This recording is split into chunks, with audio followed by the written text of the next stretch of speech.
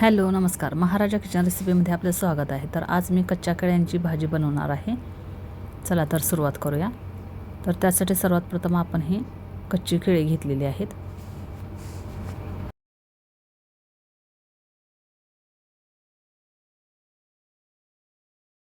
केळीच्या घडातली 4 केळी आपण तोडून घेतलेली आहेत. हे पहा. आता यानंतर याच्या आपण साले काढायचे आहेत.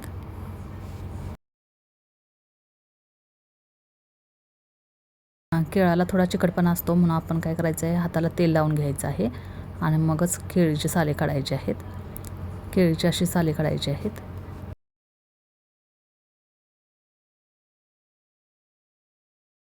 अशी सर्व केळांची साले आपण काढून घ्यायची आहेत.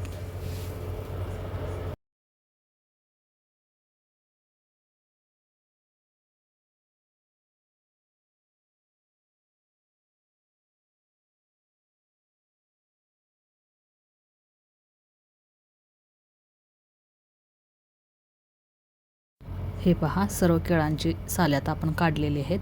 आता याला आपण चिरून घ्यायचे आहेत. याचे आपण असे छोटे छोटे तुकडे करायचे आहेत किंवा गोल कट केली तरीही चालेल. तुम्ही तुमच्या आवडीप्रमाणे कट करू शकताय.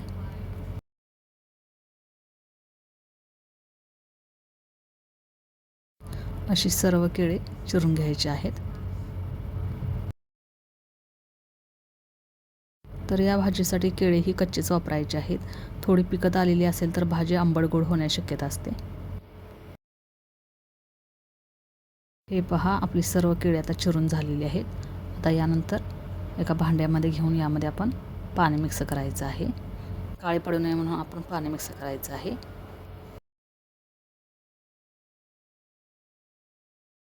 यानंतर गॅसवरती आपण पॅन ठेवलेला आहे गरम करायला. आता यामध्ये आपण 2 चमचे तेल ओतायचं आहे. गॅसची फ्लेम मिडियम ठेवायची आहे. तेल तापल्यानंतर यामध्ये आपण जिरे मोहरी घालायचं आहे. आता आपण जिरे घालायचे आहेत. यानंतर 4 ते 5 बारीक चिरलेल्या मिरच्या, बारीक चिरलेला कांदा 1 वाटी,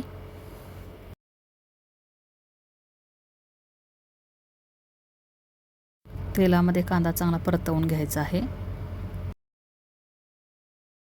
कांदा चांगला आपण परतवून घेतलेला आहे. यानंतर यामध्ये आपण चिरलेली केळी मिक्स करायची आहेत.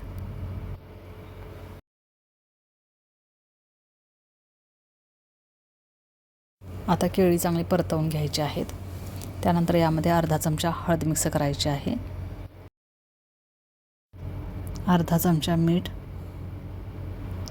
आता त्यानंतर हे सर्व आपण परतवून घ्यायचे आहेत.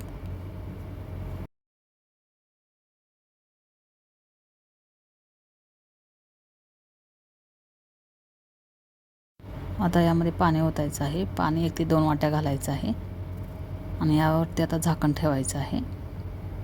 झाकण 5 ते 10 मिनिटं ठेवायचं आहे. आता भाजी शिजली का पाहूया.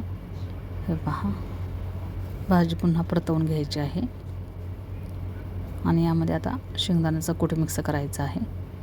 2 चमचे शेंगदाणे कूट मिक्स करायचं आहे किंवा यामध्ये ओल्या खोबऱ्याचा किस घातला तरीही चालेल.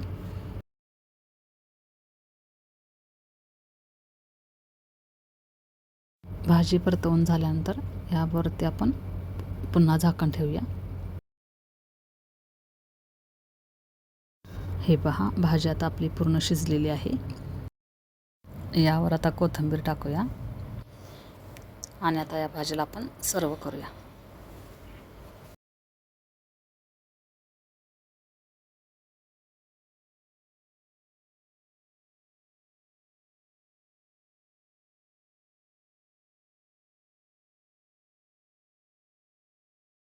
ही रेसिपी आपल्यास आवडल्यास लाईक करा, शेअर करा, सबस्क्राईब करा. बाजूलाच असलेल्या बेल आयकॉनचं बटन क्लिक करा, जेणेकरून माझ्या येणाऱ्या सर्व रेसिपी आपल्याला सर्वात प्रथम पाहायला भेटतील. थँक्यू.